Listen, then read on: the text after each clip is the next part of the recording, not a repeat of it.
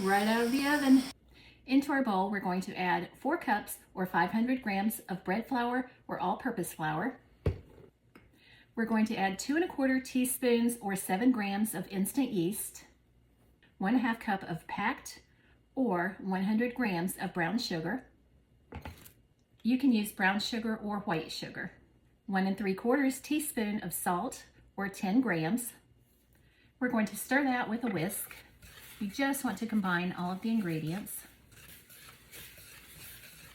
I've warmed my milk or buttermilk. You can use whichever you prefer. I've got it at 110 degrees. Anywhere between 100 and 110 is perfect. So we're going to add the milk, 1/4 cup or 60 grams of warm water. We're going to add 1 egg. Now we're going to take this to the mixer and combine it all. I'll mix just long enough for everything to combine. Now at this point, I'm ready to add my 6 tablespoons of butter. If you're weighing it, that's 85 grams. I'll be adding this about a tablespoon at a time.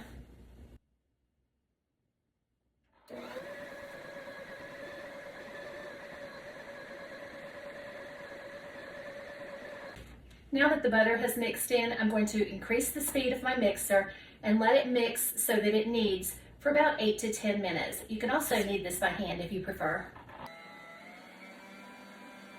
If after mixing 8 to 10 minutes, your dough is still not quite ready, let it continue to mix for another 3, 4, 5 minutes, whatever it takes to get a little bit more of a dough ball. We're getting close.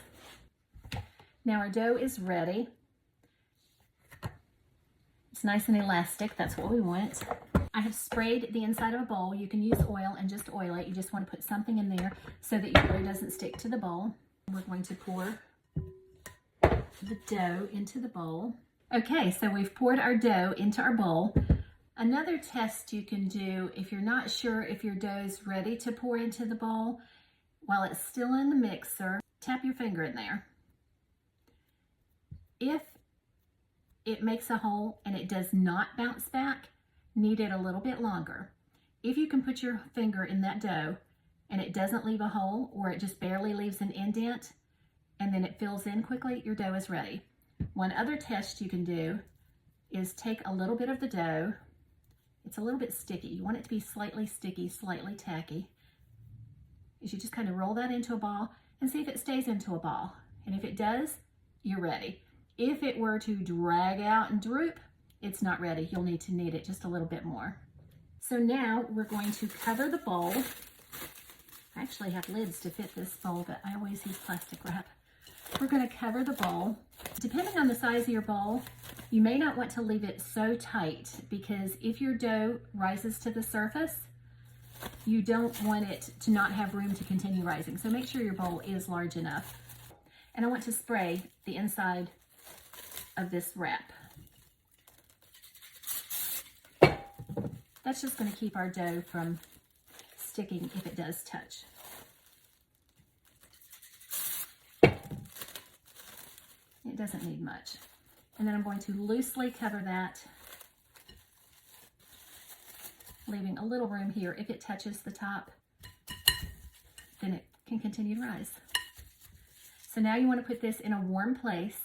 Our house is really cold today. It's cold outside, so I'm going to put it on my proof setting in my oven. If you don't have a proof setting, you can try turning the light on in the oven. That never works for me. It does for some people.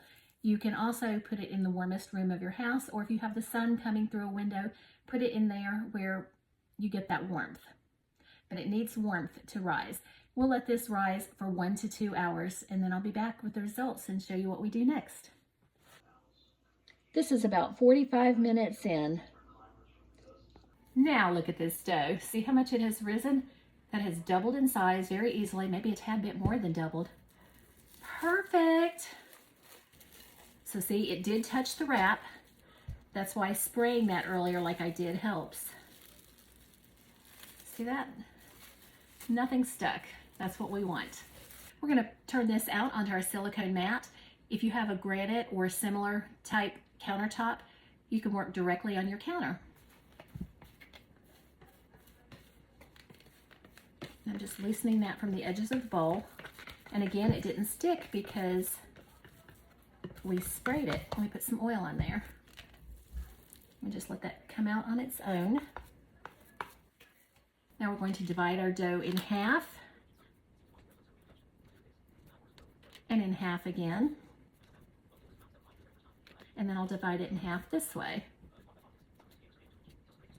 I like to do 16 rolls instead of 12. If you want bigger rolls, just keep it at 12.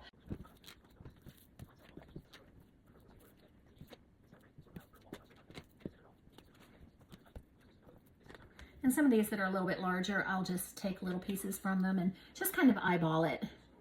If you want them to be 100% the same, you can weigh out your dough. But I'm not doing that.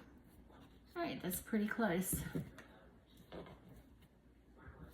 Okay, now that I have all of this broken up into 16 pieces, I'm going to start making my balls. So what I'll do is I will take and just wrap these edges into themselves, forming a little bit of a ball. I have just a little bit of water here. That helps keep it from being sticky on my fingers. So I'm just forming a rough ball for the moment. Just starting to tighten it up just a little bit.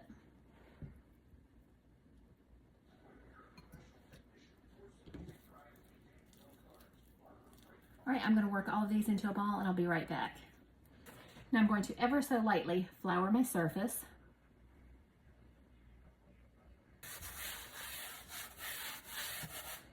And we're going to start getting these made into dough balls. So I'm going to use my hand, just kind of cup it, just kind of roll into balls. And pack that under one more time and roll again.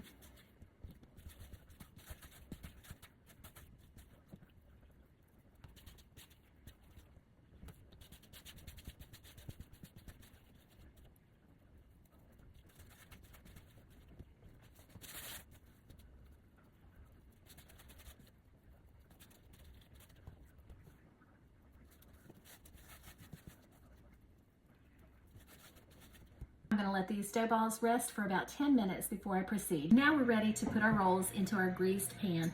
It's lightly greased. I just sprayed it, but you could use oil as well. These are going to grow quite a bit as they rise, so I'm going to put them 3 apart. Now I made 16, so it's not going to be 3 by 4 to make 12. So I'll be placing these just a little bit differently. So now we have our rolls in our pan. We're going to cover them with some plastic wrap, and then we're going to put them in the oven and let them do their second rise. That will take about an hour. It could take as little as 45 minutes. It could take an hour and a half, probably about an hour, 10, 15 minutes. This is the same sheet of plastic that I used when the dough was rising in the bowl. I just resprayed it. I'm going to cover this loosely. I don't want it tight because I want there to be room as the dough balls rise. So I'm going to put this back in my oven on proof setting and let them rise. And then the next time they come out, we'll be ready to bake them. And here's our rolls after they finished proofing for the second time. Got a beautiful rise on them. I'm going to leave these covered for just a few minutes while my oven preheats. I'm going to preheat to 350 and then we're going to bake. Now we're going to carefully remove the plastic wrap. They went for them like crazy. Getting ready to go in the oven. These will bake 20 to 25 minutes. And here are rolls right out of the oven. I'm going to butter the tops. I'm just using a whole stick of butter and just taking it across there.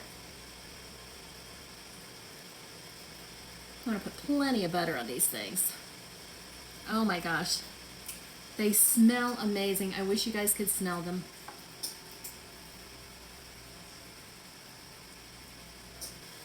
And now I'm going to sprinkle just a little bit of sea salt on them.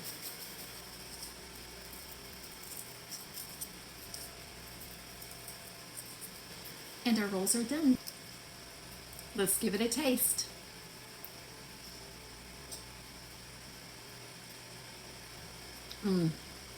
That is delicious, you guys. I hope you enjoy the recipe. Bye for now. Really good.